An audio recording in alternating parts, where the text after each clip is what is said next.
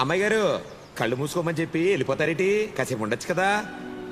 ఆహా, కాసేపు ఆగితే అబ్బాయి గారు ఏమెత్తారేటి?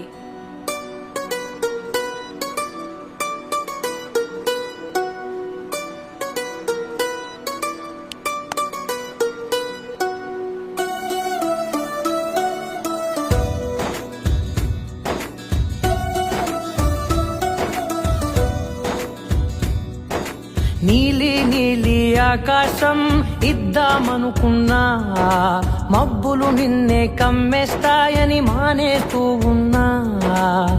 నెలవంకను ఇద్దామనుకున్నా, ఓ నీ నవ్వుకు సరిపోదంటున్నా.